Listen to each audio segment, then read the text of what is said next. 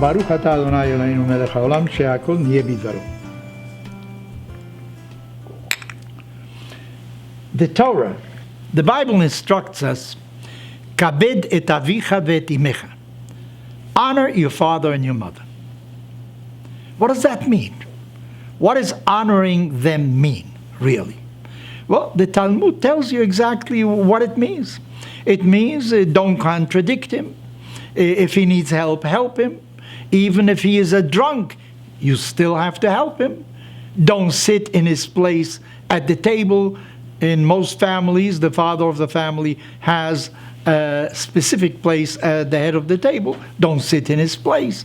In other words, it tells you exactly how you translate that feeling into concrete action, because action is very important in Jewish tradition.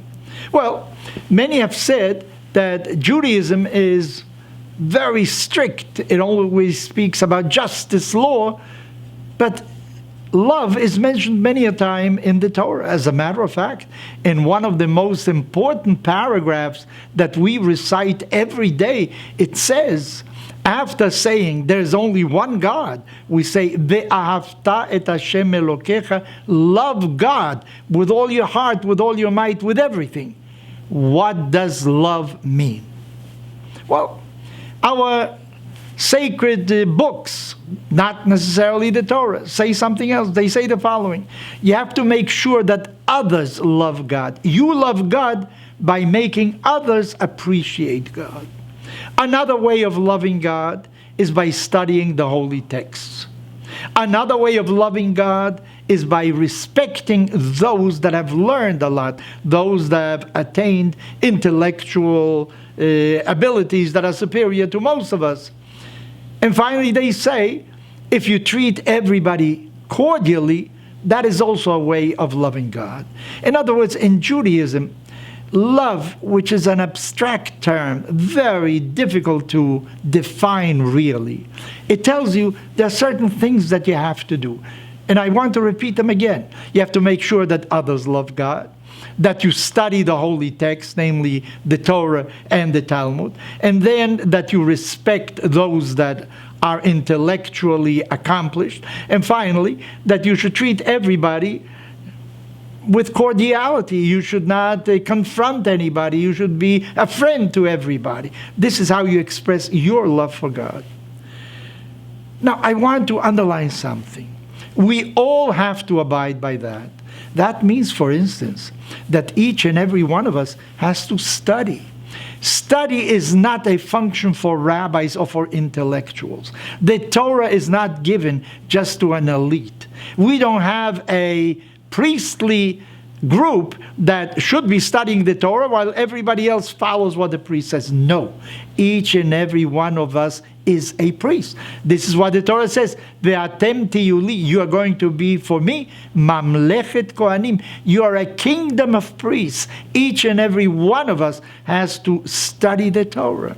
Now, if you study the Torah, if you study the commentaries about the Torah, then you first begin to appreciate those that have studied and know more than you, or that are highly accomplished intellectually.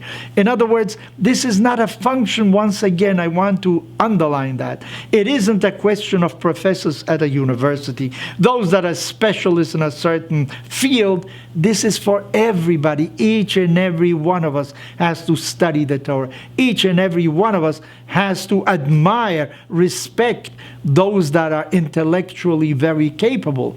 As a matter of fact, they used to say that in Europe, for instance, the people who were quite wealthy and had a child to marry off, they had a daughter, and they were looking for a proper son-in-law for their daughter. They didn't go to another very successful businessman. No, they went to the yeshiva. They went to an academy of study. They looked for somebody that was intellectually accomplished. They always admired the intellect. This is for everybody. And I think this is a very democratic process. And you should think about it.